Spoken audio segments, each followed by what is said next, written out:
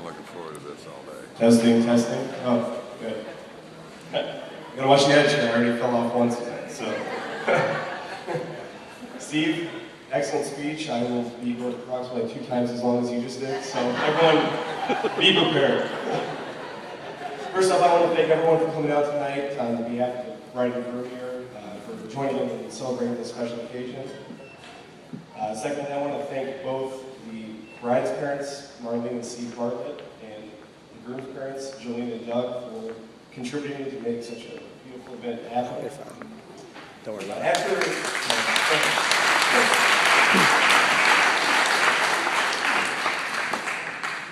After looking at the guest list tonight and kind of glancing around the room tonight, I can guarantee this is going to be both a memorable and a very entertaining evening. More than a better chance, Eric's going to rip his tuxedo top off. Ferris Chester for all of us. I can pretty well predict that shortly after that, there's some 80s rock music, and Jolene Palmer and myself will be out here slamming the air guitar and 80s rock music for the rest of the evening, so it'll be good. I know most of the members in the room tonight. But for anyone who doesn't know me, my name is JD, and I've had the honor of working with both Lindsay and Dustin since we were, 12, 13 years old probably. When I first met Dustin in the 6th grade, my first memories of him were 6 foot tall, athletic, 13-year-old shaving daily. I'm not really sure why Dustin ever, wanted to hang out, because apparently from his claims, the first time I ever asked him to hang out, I asked him to come to my piano recital, which was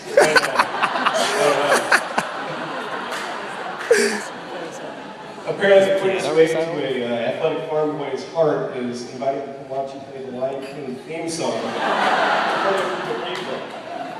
If I would have done that with anyone else, I guarantee my social life was crushed on this earth. As we became older, our friendship was intimately involved in sports. He was a standout athlete, and I just tried to be an athlete, I guess. Back in my beefier days, I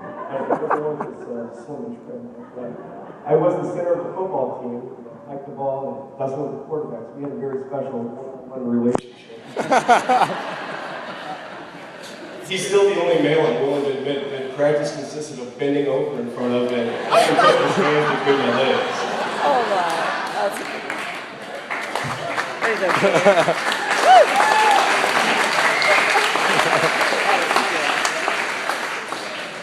Throughout high school, we were constantly together, whether it be sports, hanging out with friends, hunting, and what happened was we were together so frequently that we started to actually dress alike.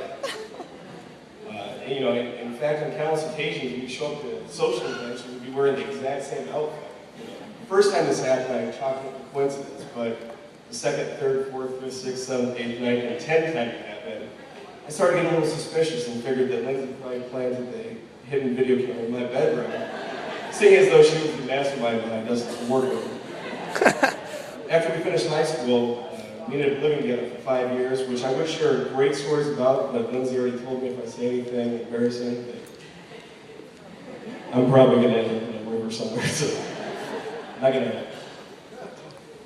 Dustin and Lindsay, they began dating back in 8th grade. Just to realize how long ago that actually was, it was pretty tough for me to remember that far back. A few things that happened around that time: Bill Clinton began his second run at president. Brett Favre won his first and last Super Bowl with the Green Bay Packers. The notorious B.I.G., still alive and well. Hayden Fry was actually the Iowa's football coach. I don't even remember that. The average price of gas was about 99 cents a gallon, which is pretty similar to today. Chances are, if you're my age, you probably owned a pager, and the only person cool enough to own a cell phone was Zach Morris. So. And if you did have internet, it was likely at the expense of a functioning phone line, because you were probably too busy with your 56K dial-up modem. So. That was bad.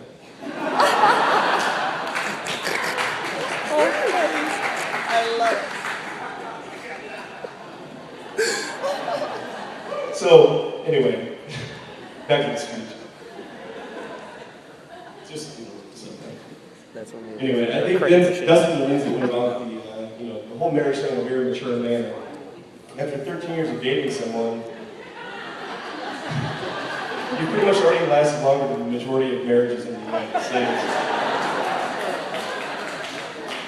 And besides that, I feel like marriage has been pretty easy for Dustin because he's already had to live with Lindsay and Alicia for 3 years.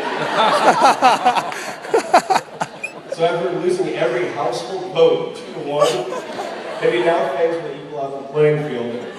The 50-50 split that marriage is supposed to have. Even though I think we're all in agreement, Lindsay clearly wears the pants in this relationship. I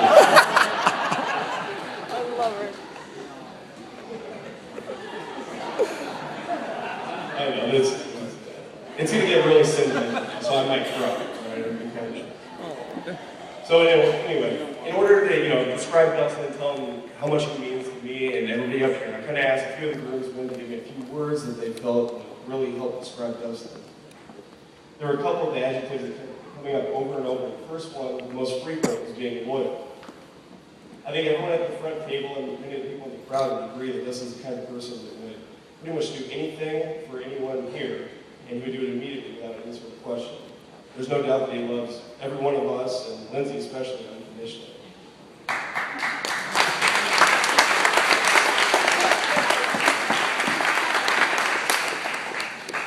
Another adjective that was thrown around pretty frequently was passionate. Dustin's always been a guy that's very passionate about the things he is interested in, whether that be sports he was dominated in high school, hunting, fishing, cooking, and especially Lindsay. And if I've ever sat down and struck up a conversation on any of these topics, you would know you can pretty much go forever. So.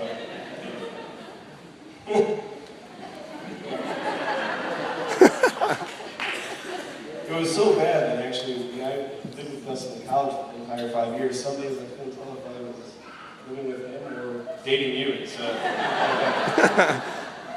anyway, loyalty and passion, definitely, repeated by all of us, is the adjectives that would describe you. These are things that most men strive to possess, and many women desire in their husband. I couldn't be happier to have a best friend like Dustin, and most times I consider him more of a brother.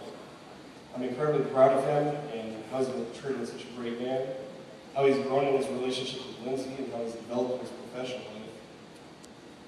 You both have a beautiful home in Des Moines, one that I obviously can't visit very frequently, but we hopefully start to make it to more often here in the future. I love you both. I look forward to meeting your children and being a part of your lives forever. So with that said, I'd like to make a toast to Dustin and Lindsay Palmer.